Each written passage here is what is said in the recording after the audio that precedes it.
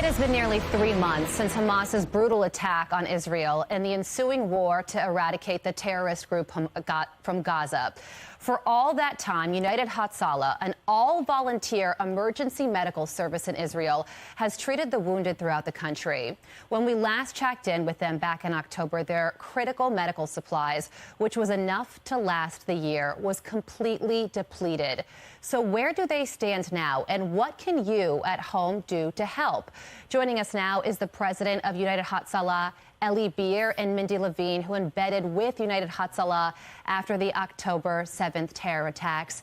Good morning to you both. Mindy, to really articulate how important and how crucial the work this organization does is, you say that this is volunteerism at its finest. What do you mean by that? Yes, I think that Eli Beer is what we used to call he's one of the thousands of points of light in a world that is quite dark right now, and the situation is very dire in Israel.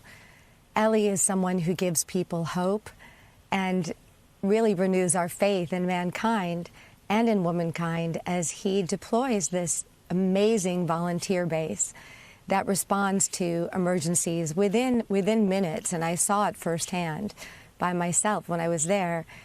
Eli is a hero in a world where we often overuse that word. He is a true hero in every sense of the manner. He really is. And now we can speak to that hero, Eli, and I know you don't do it for the praise, but you do such good work. And I don't think that there is something like United Hatzalah in the United States where something bad happens and then you guys come rushing in, sometimes in under 90 seconds before traditional ambulance services arrive, to really bridge that gap. So what have you seen and experienced since October 7th? How have things changed for your organization? First of all, we see a really bad increase of people who have blood pressure related emergencies, such as heart attacks and strokes, and many people are under stress leads them to car accidents or accidents at work. The pressure over the people in Israel is I never saw this before. We've been to wars before, we've been to situations before, but seeing people who are so much under pressure, so many people have children who are serving the IDF now. So many people have family members who are either hurt or killed or kidnapped. So it's leading to a lot of more emergencies than ever. That's something we see definitely now happening. Wow, and emergencies that, I don't think a lot of people have considered, because this is such an emotional time for everybody in Israel. And Mindy, you sort of touched on this because you went to Israel, you experienced a lot of what this organization does, and you say that you somewhat experienced a rescue mission in real time. Can you tell us about that? Yes, well, there were several of them, but I was on my way to a meeting in East Jerusalem with Eli, and I received a notification on my app. In Israel, you keep your phones close because there are apps that alert you when there are missiles heading your way, and there are apps that alert you when there are terror incidents within your vicinity. And we did receive an alert on our phones that there was a terror incident. Traffic came to a halt.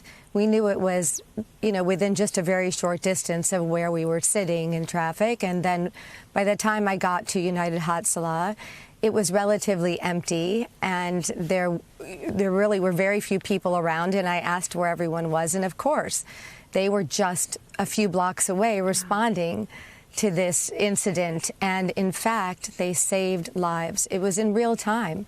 I was listening to some of the radio transmissions. They came in afterwards. It was a very emotional time. A 24-year-old pregnant woman was killed in this terror incident, and others were injured. But Eli and his crew saved lives, and it wasn't planned that day, obviously. We don't hope for these things to happen, but I was able to see them do what they do best. Eli, how does your organization respond so quickly?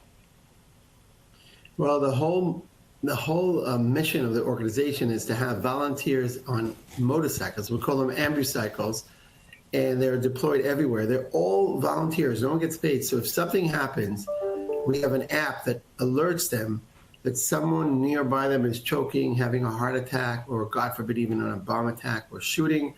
and they jump out of work, they jump out of home, they jump out of synagogue or mosque or church, because we have volunteers who are Jewish, Muslims, and Christians, and they run to the scene, and they get there in 90 seconds. That's the goal of United Hatzalah, a 90-second response. It's paramedics on motorcycles, the fastest medical response in the world. And we're lucky to have that because with the traffic we have in Israel and the situation we have in Israel, we must get there immediately when people are still in a situation where you could save them and prevent brain damage. Wow. And that's how we get there so quick. We just jump out of work. We jump out of work. This is not the people's jobs. Volunteers of United Hatzalah all are trained and equipped and ready to go, but they don't get paid for it. It's remarkable what you do. And your service is free, available 24 hours a day, 7 days a week. I know that so many viewers will want to help you save lives. So, Ellie, if people want to donate, where can they go? Well, they could go on our website. It's israelrescue.org and go on and learn more and donate. They could donate bulletproof vests that you see on the pictures here. You could donate medical supplies, even ambulances or motorcycles. All of these necessary medical equipment and machines are all going to be used very soon on the field. So it's a good time right before New Year's and the new year to support a great cause of saving lives, no matter who you are. We are not a political organization. We're just a life-saving group of people, 7,000 of us. 7,000 strong. Mindy, thank you so much for shining a light on this organization. And Ellie, thank you so much for all the good work you do to save lives.